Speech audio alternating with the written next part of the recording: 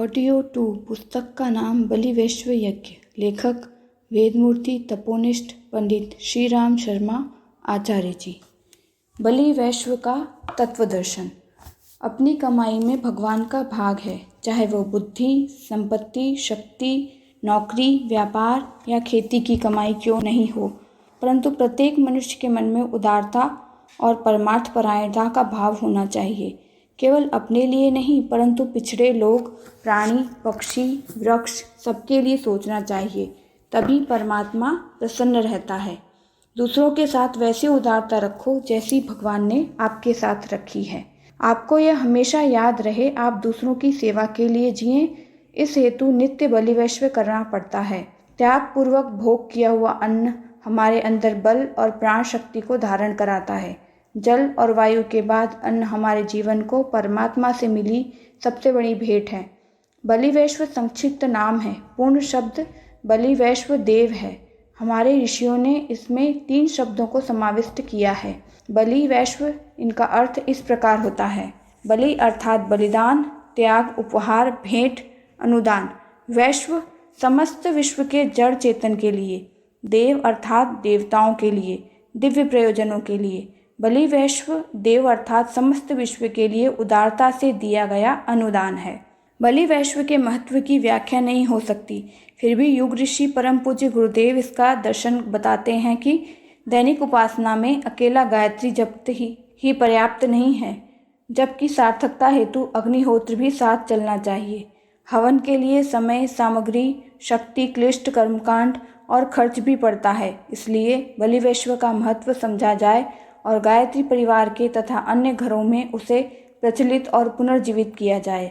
बलि वैश्व की सरल परंतु महत्वपूर्ण प्रक्रिया को लोग भूल गए हैं।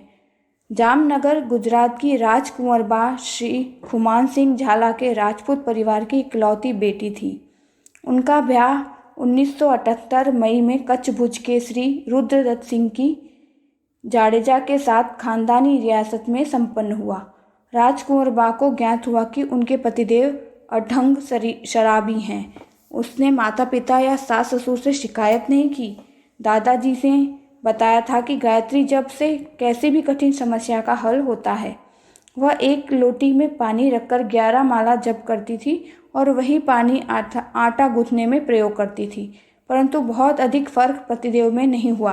राजकुंवरबा अपने पति के साथ 1979 में शांति कुंज आई और परम पूज्य गुरुदेव को घटना सुनाई। परम पूज्य गुरुदेव ने कहा, बेटा गायत्री जप के साथ बलि वैश्व भी किया करें और यज्ञ वशिष्ठ बचा हुआ प्रसाद पतिदेव की थाली में भोजन के साथ परोस दिया करें।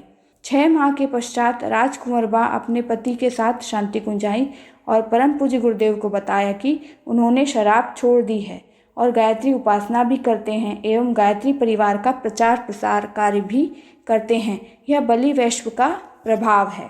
प्राचीन समय में गांवों में ग्राम देवता को वर्ष में 1 दिन नैवेद्य लगाया जाता था। सभी घरों में मिष्ठान बनने का ऐलान किया जाता था। शाम संध्या समय लोग सकोरे में कोयला की अग्नि निकालकर 5 ग्रास आहुति देते थे। मंत्र तो लोगों को मालूम नहीं होता था, परंतु क्रिया निश्चित करते थे। यह एक प्रकार से बलि वैश्व का ही स्वरूप था। अपने पूर्वज की विरासत को हम लोग भूल गए हैं।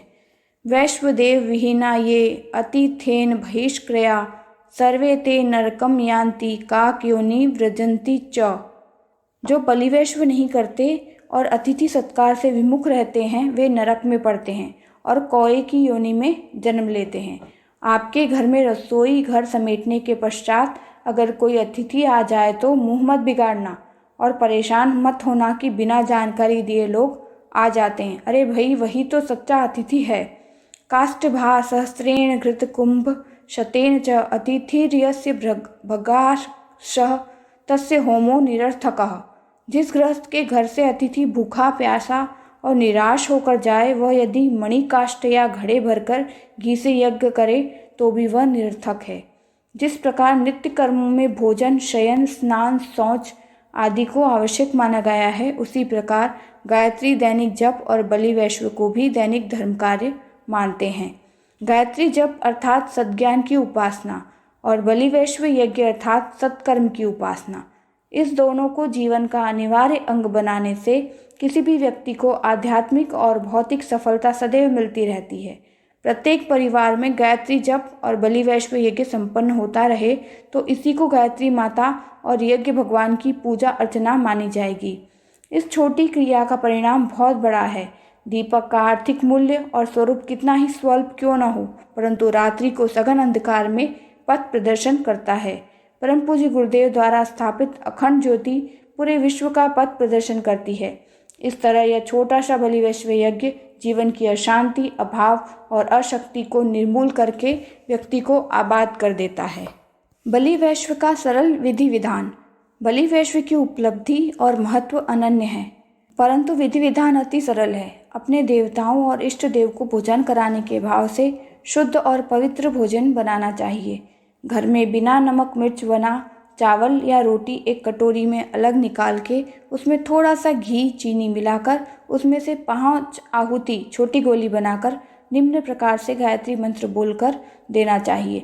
और कटोरी में बचा हुआ प्रसाद यज्ञ वशिष्ठ जब घर के सदस्य भोजन करने बैठें तब थोड़ा थोड़ा परोसना चाहिए। शांति कुंज द्वारा एक 3:33 का तांबे का हवन कुंड बनाया गया है। उसे गैस के बर्नर या चूल्हा की धीमी आंच पर रखकर उसमें 5 आहुति देनी चाहिए और प्रतिदिन साफ करना चाहिए। ओम भूर्भुवः स्वः तत्सवितुर्वरेण्यं भर्गो देवस्य धीमहि धियो यो नः प्रचोदयात् इदं ब्रह्मणे इदं न मम। ओम भूर्भुवः स्वः तत्सवितुर्वरेण्यं भर्गो देवस्य धीमहि धियो यो नः प्रचोदयात् इदं देवेभ्य इदं न मम। ओम भूर्भुवः स्वः तत्सवितुर्वरेण्यं भर्गो देवस्य धीमहि धियो यो नः प्रचोदयात् इदं ऋषिभ्य इदं न मम। ओम भूर्भुवः स्वः तत्सवितुर्वरेण्यं भर्गो देवस्य धीमहि धियो यो नः प्रचोदयात् इदं नरेभ्य इदं न मम। ओम भूर्भुवः स्वः तत्सवितुर्वरेण्यं भर्गो देवस्य धीमहि धियो यो नः प्रचोदयात् इदं भूतेभ्य इदं न मम। 5 आहुति देने के पश्चात हवन कुंड के चारों ओर पानी की धारा करके ओम शांति शांति शांति मंत्र बोलकर हवन कुंड को एक तरफ रख दो। आहुति भस्म हो जाए और अग्नि शांत होने के पश्चात भस्म को तुलसी के गमले में, पवित्र वृक्ष के तने में या पवित्र स्थान पर विसर्जित कर देना चाहिए। परिवार का सदस्य जब अपने लिए नहीं परंतु अपने परिवार के लिए सोचता है तो परिवार आबाद होता है, और नागरिक जब अपने लिए नहीं परंतु देश के लिए सोचता है तो राष्ट्र आबाद होता है। बलि वैश्व अपने लिए नहीं, सबके लिए। तीर्थ यात्रा में सब लोग अपने अपने भोजन के डिब्बे लेकर आते हैं। कई लोग स्वयं खाने का आनंद लेते हैं। 2 प्रकार के यात्री होते हैं। एक ऐसा उदार मना यात्री होता है जो सबको आग्रह करके प्रेम से अपना भोजन देता है और अपने लिए बचेगा कि नहीं उसकी चिंता कतई नहीं करता। स्वयं भोजन न करके औरों को भोजन कराने का आनंद लेता है, जो कि श्रेष्ठ आनंद है। इसलिए वह यात्री खुशी खुशी सबको भोजन सामग्री देकर सबके हृदय में स्थान प्राप्त कर लेता है। दूसरा एक ऐसा यात्री है जो एक कोने में बैठकर अपना डिब्बा खोलकर अकेला चुपचाप भोजन कर लेता है।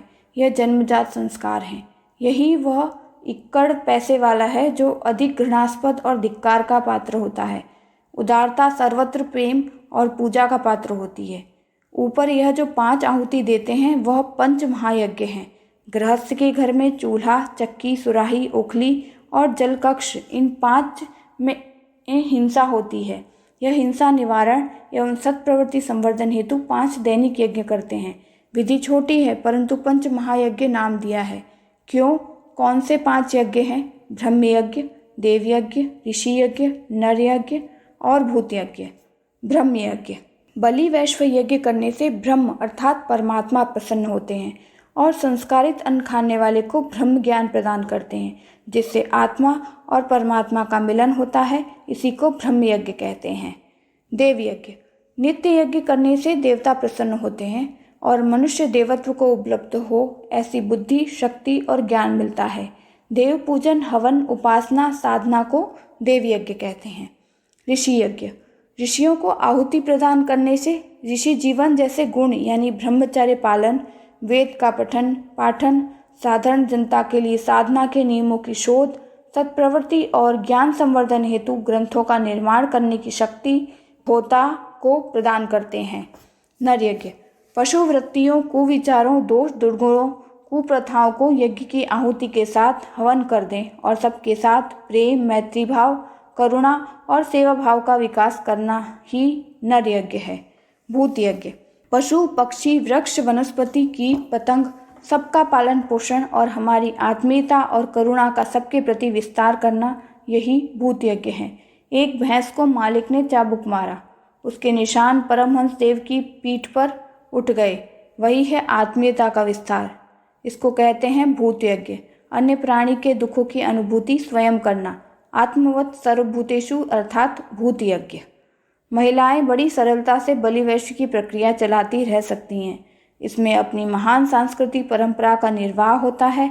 जिस घर में प्रतिदिन बलिवैश्व होता है उस घर के बालक निश्चित रूप से सुसंस्कारी बनते हैं।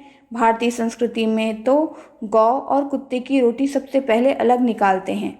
बलिवैश्व के क्रिया कृत्य का स्वरूप कितना ही छोटा क्यों न हो, उसके पीछे यही महान प्रेरणाएं भरी पड़ी हैं, जिन्हें अपनाने के कारण अपने देश नागरिक देव मानव कहलाने का श्रेय सौभाग्य प्राप्त करते रहे हैं।